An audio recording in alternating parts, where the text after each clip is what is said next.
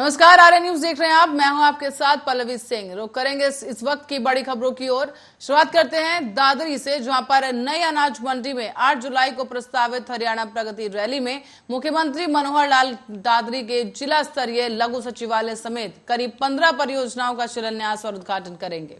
बता दें आपको कि इनमें से विभिन्न विभागों से संबंधित परियोजनाएं शामिल हैं। साथ ही साथ इस दौरान मुख्यमंत्री मनोहर लाल दादरी शहर में सीवरेज और पेयजल व्यवस्था को दुरुस्त करने के लिए भी जन स्वास्थ्य विभाग द्वारा तैयारियां जो की गई हैं, उन्हीं तैयारियों से जुड़ी योजनाओं का भी शिलान्यास करेंगे। आपको बता दें कि ये योजनाएं पूरी होने के बाद दादरी शहर में सीवरेज, जलभराव और दूषित पेयजल की समस्या काफी हद तक कम हो जाएगी।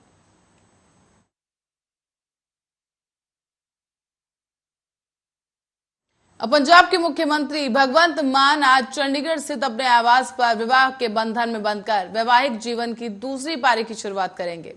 आपको बता दें कि 48 वर्षीय भगवंत मान पेशे से डॉक्टर गुरप्रीत कौर से शादी करेंगे और इस शादी को देखने और दूल्हा दुल्हन को आशीर्वाद देने के लिए दूर दूर से लोगों का आना जारी है। इसमें कई नेता और सीएम, डिप्टी सीएम भी शामिल होंगे। और आपको बता दें कि सीएम मान की शादी में दिल्ली सीएम अरविंद केजरीवाल भी सीएम आवास पहुंच चुके हैं।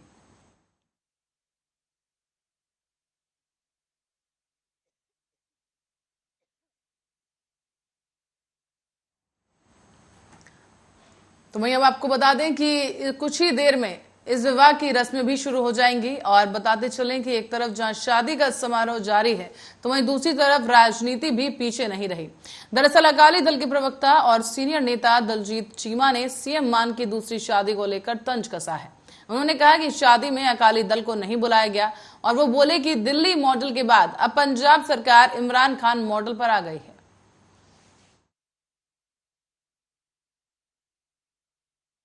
और दिल्ली से आम आदमी पार्टी के विधायक अखिलेश त्रिपाठी पर उत्तर पश्चिमी दिल्ली के अशोक विहार इलाके में कथित तौर पर 2 लोगों के साथ मारपीट करने का मामला दर्ज किया गया।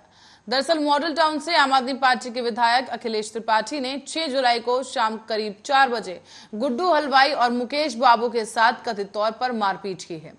पुलिस उपायुक्त उषा रंगनानी ने इस घटना की जानकारी देते हुए बताया है कि अशोक विहार थाने में शाम करीब 4:30 बजे लालबाग के पास मारपीट की एक पीसीआर को कॉल आई। इसके बाद पुलिस मौके पर पहुंची और डीसीपी के मुताबिक गुड्डू हलवाई ने अपने बयान में दावा किया है कि वो जेलर वाला बाग अशोक विहार के पास केटरिंग सर्विस के लिए एक समारोह में मौजूद था। इस दौरान जब वो आप विधायक से मिला और इलाके में सीवेज की समस्या के बारे में शिकायत की, तो विधायक जी नाराज हो गए और इसी के साथ उन्होंने उसके सर पर ईंट के टुकड़े से हमला कर दिया।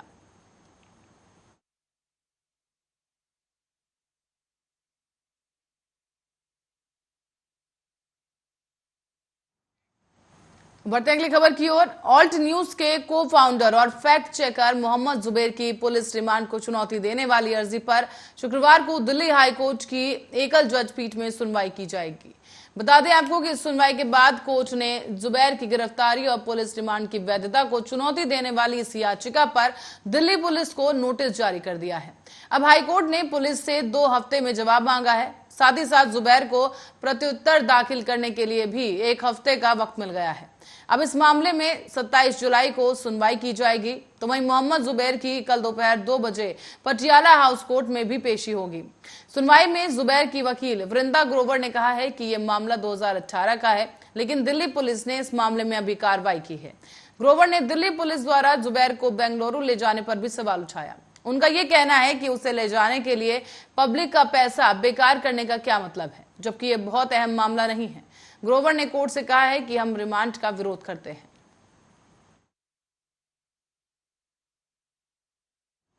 और इस बीच पश्चिम बंगाल में तृणमूल कांग्रेस के नेता समेत 3 लोगों की हत्या कर दी गई। बताया जा रहा है कि ये जो घटना है वो दक्षिण 24 परगना जिले की है और अज्ञात लोगों ने बाइक से जा रहे टीएमसी नेता स्वपन माझी और उनके 2 साथियों पर फायरिंग कर दी। तीनों की मौके पर ही मौत हो गई। और बताया जा रहा है कि दक्षिण 24 परगना जिले में कैनिंग में टीएमसी नेता स्वपन माझी अपने 2 साथियों के साथ बाइक से कहीं जा रहे थे, लेकिन इसी दौरान कुछ लोगों ने बाइक रोककर तीनों पर अंधाधुंध फायरिंग कर दी है। इसके बाद अब हमलावर फरार हो चुके हैं। हालांकि तीनों की मौके पर ही मौत हो गई और पुलिस को मौके से गोलियों के खाली खोखे और बम बरामद हुए।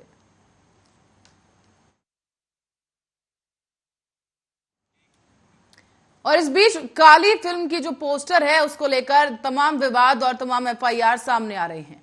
और इस डॉक्यूमेंट्री फिल्म काली की निर्देशक लीना मणिमकलाई के खिलाफ कई जगहों पर एफआईआर दर्ज भी करवाई गई है। अब मीडिया रिपोर्ट्स की माने तो अब तक उत्तर प्रदेश, असम, दिल्ली, बंगाल, कानपुर और मध्य प्रदेश में कई जगह पर पुलिस मामले में एफआईआर दर्ज कर चुकी है।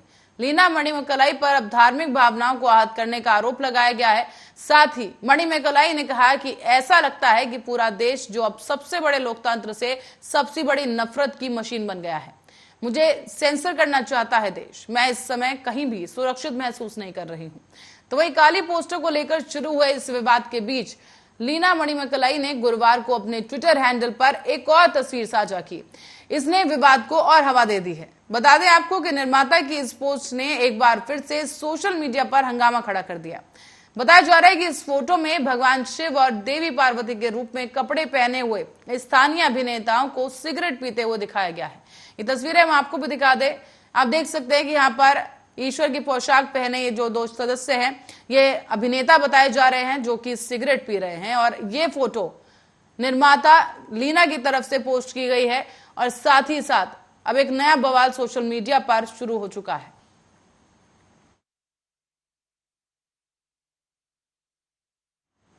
रुक करेंगे हरदोई का, जहां पाली थाने में ठीक सामने एक युवती को छेड़छाड़ कर रहे मनचले ने उसकी जमकर पिटाई कर दी। बताया जा रहा है कि युवती को इस मनचले ने पहले छेड़ा, जिसके बाद लोगों ने इस मनचले को पकड़ा और जमकर इसकी पिटाई की गई।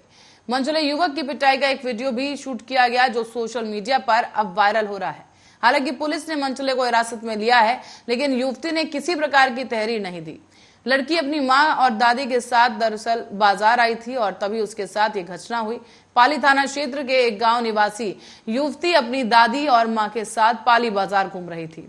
इसी दौरान थाने के पास जब वो पैदल जा रही थी तो इस दौरान एक शोहदा पीछे से आया और उसका दुपट्टा खींचकर छेड़छाड़ करने लगा। युवती के शोर मचाने पर आसपास भीड़ इकट्ठा हुई और लोगों को अपनी ओर आता देखकर यह शोहदा भागने लगा। भीड़ ने उसे दौड़कर पकड़ा और भगवंतपुर स्थित उपकेंद्र के पास से इस मनचले को पकड़ लिया गया। इसके बाद आक्रोशित भीड़ ने शोहदे को लात और घूंसों से जमकर पीटा है। बताया जा रहा है कि आधे घंटे के बाद करीब मौके पर पुलिस भी पहुंची और आरोपी को भीड़ के चंगुल से छुड़ाया गया। फिलहाल पुलिस इस आरोपी को थाने लेकर पहुंची है। थाने में युवती ने अपने परिवार का हवाला देकर कार्रवाई की बात करने से साफ इनकार कर दिया है। हालांकि प्रभारी एसओ बीएन शुक्ल ने बताया है कि लड़की कार्रवाई नहीं चाहती, लेकिन इस मनचले पर इसकी हरकतों के लिए फिर भी कार्रवाई की जाएगी।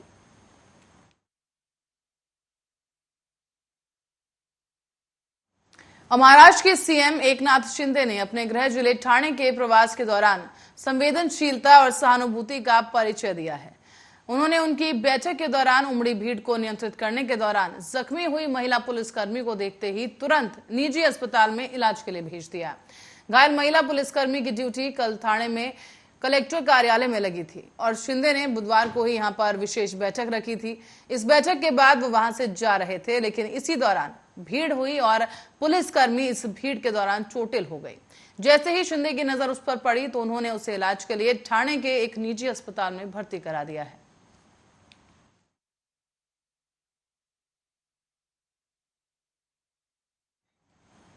और रुक करेंगे छत्तीसगढ़ का, जहां बघेल सरकार ने कोल माफियाओं पर बड़ा एक्शन लिया है।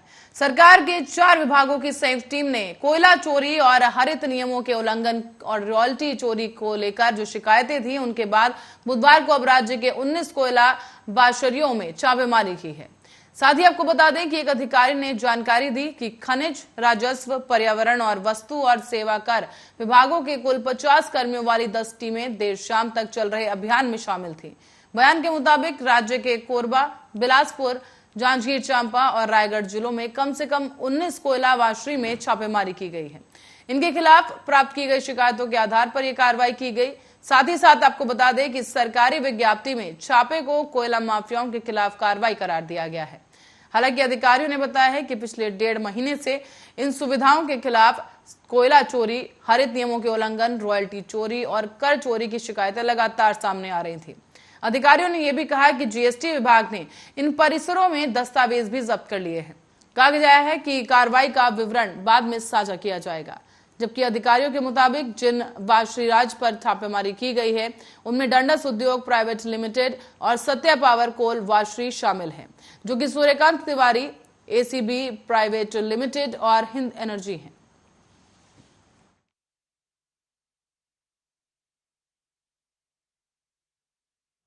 और इस बीच देश में कोरोना संक्रमण अब धीरे धीरे बढ़ता जा रहा है।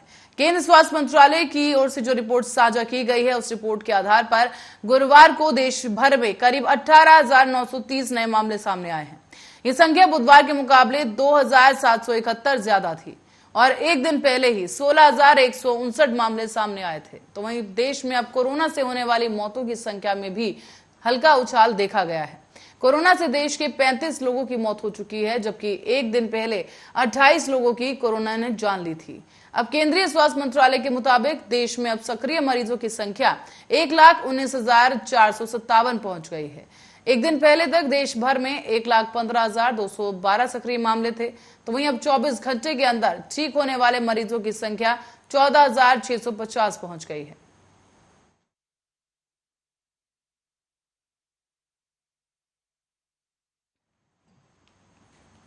और खबर अब गोरखपुर से है, जहां चरणलाल चौराहे के पास 4 तारीख की रात को रोहित सिंह नाम के शख्स की गोली मारकर हत्या कर दी गई। इस हत्या की घटना को अंजाम दिया गया था और अब इस घटना में बड़ा खुलासा पुलिस की तरफ से किया गया है। बताया ये जा रहा है कि इस घटना में 4 आरोपी शामिल थे और जिसके एक वांछित अभियुक्त दिनेश कुमार पासवान उर्फ मुन्ना को कोतवाली पुलिस ने गिरफ्तार कर लिया है। बताया जा रहा है कि गिरफ्तार आरोपी दुर्गाबाड़ी रोड के गोंगेज होटल का रहने वाला है। पुलिस आरोपी को गिरफ्तार कर अब न्यायिक रिमांड में लेने के लिए न्यायालय के सामने उसे पेश कर चुकी है।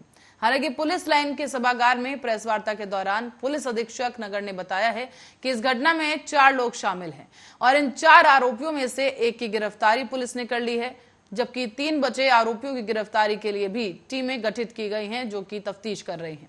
जल्दी ही उन्हें भी गिरफ्तार किया जाएगा। हालांकि घटना में शामिल सभी लोग आपस में दोस्त बताए जा रहे हैं और प्रॉपर्टी डीलिंग का ये काम किया करते थे।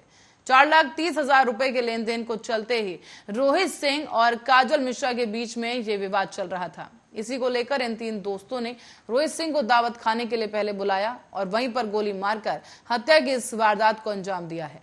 मृतक रोहित सिंह दरोगा का लड़का भी बताया गया है और फिलहाल अब इस पूरे मामले में फरार चल रहे अपराधियों पर भी कार्रवाई की जा रही है और उनकी तफ्तीश जारी है। जनपद गोरखपुर में अपराध एवं अपराधियों पर पूर्णतः अंकुश लगाने के क्रम में कल रात्रि को सूचना मिली कि एक अभियुक्त जो कि हत्या का अभियुक्त है और भाग रहा है, उसको थाना कोतवाली द्वारा गिरफ्तार किया गया है। घटना होने के 24 घंटे के अंतर विदिन 24 आवर्स उस अभियुक्त को गिरफ्तार कर लिया गया है। ये घटना 4 तारीख की शाम को 11:30 बजे की है, जब 4 दोस्त अपने एक शैलेंद्र यादव के घर के बाहर बैठ के पार्टी कर रहे थे। उसी पार्टी के बीच में काजल मिश्रा नाम के व्यक्ति द्वारा रोहित सिंह नामक दोस्त को सीने में गोली मारी। उसकी वजह से वो घायल हो गया। घायल होने के बाद इसको बीआरडी मेडिकल कॉलेज रेफ़र किया गया, यहाँ से लखनऊ रेफ़र किया। रास्ते में उसकी अगले दिन 5 तारीख को सुबह को 9 बजे और इस बीच उत्तर प्रदेश के लोक निर्माण मंत्री जितिन प्रसाद बुधवार को कलेक्ट्रेट स्थित पीडब्ल्यूडी गेस्ट हाउस पहुंचे हैं। यहां उन्होंने जनपद की 5 बड़ी विकास योजनाओं का लोकार्पण किया। साथ ही उन्होंने कहा है कि मथुरा की एक-एक सड़कों का निर्माण करवाया जाएगा। कहा गया है कि विकास कार्य अधिकारियों को ईमानदारी और निष्ठा से काम करने के निर्देश दिए। साथ ही साथ इस मौके पर जिला अध्यक्ष मीरा शर्मा, बलदेव विधायक पूरन प्रकाश मांझ और विधायक राजेश चौधरी, मथुरा वृंदावन के महापौर गोवर्धन विधायक भी उपस्थित रहे।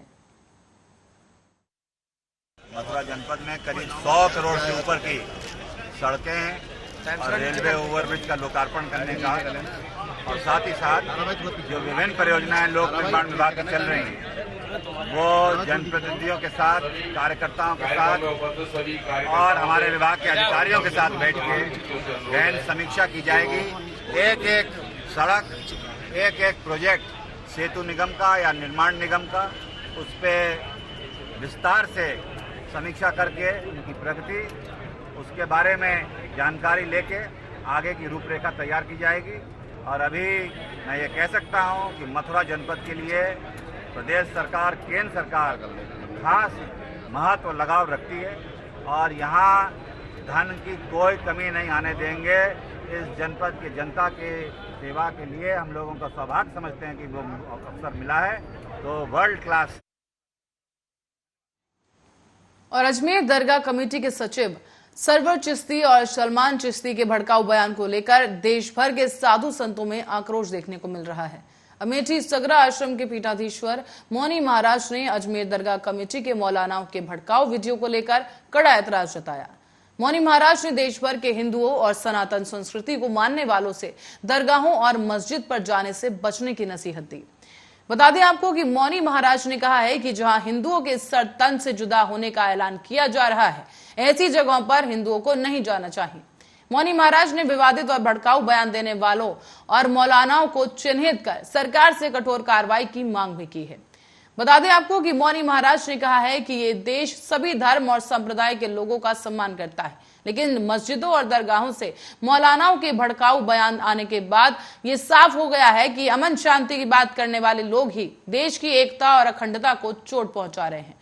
मौनी महाराज ने इस दौरान ये भी कहा कि सरकार को ऐसे बयानों को संज्ञान में लेकर समय रहते ऐसे लोगों पर कठोर कार्रवाई करनी चाहिए। यहाँ सब जो दुखद घटनाएं हो रही हैं, इसको देखते हुए अब विचार करने की आवश्यकता है। हमें अपने ही धर्म के मठ मंदिरों पे रहना चाहिए। किसी भी तरीके से अब इनके मठ मंदिरों पे जाने से हमें बचना चाहिए। यह देश के राष्ट्र के हित में होगा। यदि इस पर हम विचार नहीं करेंगे तो आए दिन इनका मनोबल बढ़ेगा, क्योंकि हम इनके यहाँ जाते हैं, इनका सौहार्द बढ़ाते हैं, इनको धन देते हैं, व्यवस्था देते हैं, सम्मान देते हैं। उसके बदले ये लोग मेरा अपमान करते हैं। हिंदुस्तान को गुलाम करने का, हिंदुस्तान को पाकिस्तान बनाने का, हिंदू को मुसलमान बनाने का और देश में दंगा फैलाने की रणनीति तय करते हैं। शर्मनाक है। जागिए हिंदू, बचिए हिंदू, देश को बचाइए, राष्ट्र को बचाइए। और अब मजारों मस्जिद। और इसी खबर के साथ ही बुलेटिन में फिलहाल के लिए इतना ही। देश और दुनिया की तमाम खबरों के लिए बने रहे हमारे साथ, देखते रहे आर्या न्यूज।